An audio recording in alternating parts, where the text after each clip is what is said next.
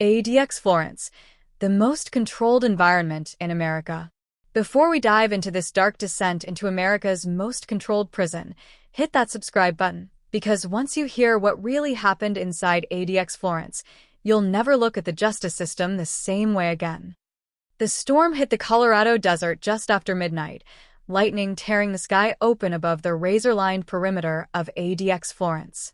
Inside the supermax fortress, often called the Alcatraz of the Rockies, every movement, every sound, every heartbeat seemed amplified by the storm outside.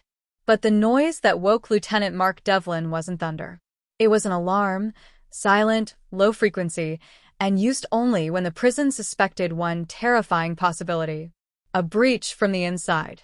Devlin raced down the steel corridor toward Range 13, the most secure block of the facility. Inmates here weren't just dangerous. They were ghosts kept in perpetual isolation. Men whose names never appeared in headlines anymore because society had buried them behind concrete and control. Yet tonight, something was different. The door to cell 13B was open, and the inmate locked inside, a man the system no longer spoke about, was gone. His name, Samuel Cade. A criminal mastermind once accused of orchestrating multi-state kidnappings, though prosecutors could never prove half of what they suspected. A man whose calm smile unnerved even the most seasoned agents. A man who had spent 9 silent years inside a one-man concrete box without receiving a single visitor. Devlin stared at the empty cell, his pulse thunderous. A bed perfectly made, toilet untouched, meal tray still warm. No signs of struggle. No tunnel. No broken locks. Nothing. It was as if Cade had evaporated. Within minutes, the FBI arrived, led by Special Agent Rebecca Hale, a sharp, composed investigator known for seeing patterns others missed. She took one look at the cell and whispered the words no one in that room wanted to hear. This wasn't an escape. Someone let him out. The storm hammered the facility as Hale began her investigation. Every guard was pulled from their post and lined up for questioning. The prison's digital logs showed nothing unusual: no door override, no system hack, no emergency command. Even the cameras, designed to operate independently of the main grid, showed an intact feed until 12:04 a.m. At 12:04 a.m., every camera facing Cade's corridor flickered for exactly 1 second. When the footage returned, the cell door was open. 1 second. That was all the time unaccounted for in the most controlled environment in America. Agent Hale reviewed the footage frame by frame, her expression tightening. This wasn't a glitch, she murmured. This was precision. As investigators swept the cell, one officer found something wedged behind the steel hinge of the bed, a scrap of paper torn from a prison-issue notebook with a message written in tiny, neat handwriting. "You brought me here. Now, watch what comes next." Hale stared at the note, her breath catching, because she recognized the handwriting. It belonged to someone who should have had no contact with Cade. Someone who shouldn't have known he existed. Someone whose career had ended years ago, under a cloud of scandal and unanswered questions. Someone Hale had once trusted. As the storm quieted and dawn crept across the Rockies, ADX Florence went into total lockdown. Flights were grounded.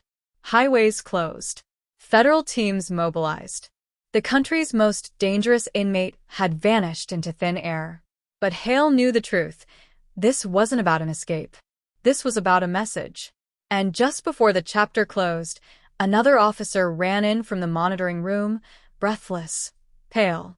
"Agent Hale, you need to see this. We checked the other cells on the block. There's something else missing." Her voice trembled. "It's the surveillance hard drive. The one that recorded everything in Range 13 for the past 6 weeks." Hale felt her stomach drop. Someone had erased the past, and whatever Cade was planning had already begun. By sunrise, ADX Florence looked less like a prison and more like a military staging zone. Black SUVs lined the perimeter. Agents with clipped voices and clenched jaws moved through the corridors. Everyone had the same expression: a brittle calm stretched thin over fear. Samuel Cade wasn't a typical fugitive. He was the type of man investigators whispered about after midnight. A strategist who'd built entire crimes out of small omissions, invisible fingerprints, and human weakness. If he was out, it meant someone had already made a deal with the devil. Special Agent Rebecca Hale stood in the command center, staring at the missing 6-week surveillance gap. 6 weeks. That was long enough for a plan to take shape. Long enough for someone inside the prison to be turned. Long enough for Cade to learn every pattern, every rotation, every flaw. A guard named Eric Dalton sat across from her, shaking, his uniform damp around the collar. He had been assigned to Range 13 for 4 months. A quiet man, newly divorced, working too much overtime. Hale studied him, her eyes sharp. Tell me again. Did you ever speak to Cade? Did he ever try to communicate? Dalton hesitated. That was enough. You're lying, Hale said. Start telling the truth before someone else decides to make an example out of you. Dalton swallowed hard. His voice cracked. He never spoke, not once. But he watched. Every time I walked by, he watched me like he knew something about me. 2 nights ago, I found a folded note under my chair, in the monitoring room. Just my name on it. I didn't open it. I burned it. Why? Hale asked. Because I knew if I read it, something would change. Hale leaned back, a knot tightening in her chest. Cade didn't speak to people. He infected them. Before she could push further, Agent Lucas Price burst into the room. He was her partner, restless, impatient, too confident for his own good. Rebecca, we got something. She followed him down the hall, boots echoing against the concrete. In the tech lab, a cluster of analysts hovered around a single monitor. On the screen was footage recovered from a secondary backup server that shouldn't have recorded anything that night. But somehow, it had caught one thing. A silhouette. Tall. Slim. Hooded. Walking down the administrative corridor at 11:52 p.m., 12 minutes before Cade vanished. The figure never showed a face, but Hale froze anyway. She recognized the gait, the posture, the slight tilt of the head. No, she whispered. Price turned. You know them? She didn't answer. Couldn't. It felt impossible. The figure looked like someone she once trusted with her life. Someone whose fall from grace had destroyed her career for years afterward. Someone who had disappeared before Hale ever got the answers she needed. She forced her voice steady. When this is over, I'll confirm it. Price gave her a look, one that silently said, You better not be hiding something that gets us killed. Hale ignored him. She returned her attention to the footage, watching the hooded figure approach a restricted access door. There was no hesitation. No keypad. No authorization card. The door simply clicked open. Not hacked. Not forced. Open from the inside. A phantom key. Price folded his arms. Someone up the chain helped them. Someone with clearance. Hale nodded slowly. And someone who knew Cade would only work with a person he trusted. The room fell quiet. A junior analyst stepped forward, holding a tablet. There's more. We traced the erased hard drive's last known location. It wasn't destroyed. It was taken. And we tracked the missing GPS tag. Where? Hale asked. The analyst hesitated. Denver. Union Station. 2 hours ago. A public place. Crowded. Anonymous. Hale's pulse hammered. Cade wasn't hiding. He was moving fast, drawing them out, setting the board. But the analyst wasn't finished. There's something else, he said quietly. Whoever took the drive left a note in its place. He handed Hale a clear evidence bag. Inside was a single folded sheet of paper, creased like it had been held tightly in someone's fist. Hale unfolded it. 5 words. Words that made her knees go weak. Follow the truth you buried. Price stared at her. What truth? Rebecca, what is this about? Hale didn't answer. Because the truth he wanted was the one she had hoped no one, not even Cade, would ever dig up. And now the past she tried to bury was clawing its way back, and dragging her with it. The desert wind tore across the abandoned service tunnel beneath ADX Florence, filling the space with an eerie, hollow moan. Agent Rebecca Hale moved silently through the narrow passage, her flashlight beams slicing across rusted pipes, dust-coated grates, and footprints fresh ones, trailing deeper into the darkness. Samuel Cade wasn't running. He was waiting.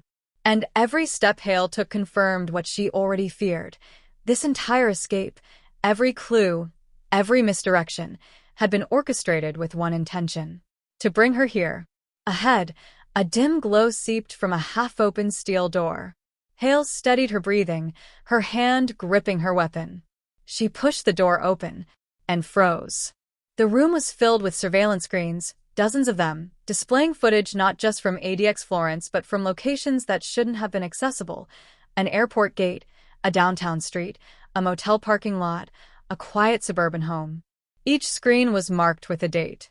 All dates from a time Hale had tried desperately to forget. The year her partner, Special Agent Lucas Ward, disappeared. Her stomach tightened. A slow clap echoed behind her. Cade stepped from the shadows, calm, composed, and wearing a guard's stolen tactical vest like it belonged to him. "You always were the quickest to see patterns," he said softly. Hale aimed her weapon. "Hands where I can see them." Cade only smiled. "Rebecca, you already know I'm not the threat here." He lifted a small remote and pressed a button. One screen expanded to fill an entire monitor. Hale's breath caught. It showed Lucas Ward, alive, standing in what looked like a storage facility. He looked thinner, hardened, but unmistakably alive. "Impossible," Hale whispered. He died. "They told me They lied." Cade stepped closer, his voice measured. "Ward wasn't killed by criminals. He was taken by the same people who put me in that concrete coffin." Hale tightened her grip. "You expect me to believe the Bureau kidnapped my partner?" "Oh no," Cade said quietly. "Not the Bureau. A division buried so deep inside it, only 6 people know it exists. A division that needed scapegoats and expendable agents." Hale shook her head, fighting the memories, strange orders, sealed briefings, files that disappeared overnight. Cade pointed to the screens. "Your partner refused to follow their orders. I refused to confess to crimes I didn't commit. And when both of us decided to expose the truth, they silenced us." He stepped past her and motioned toward a table.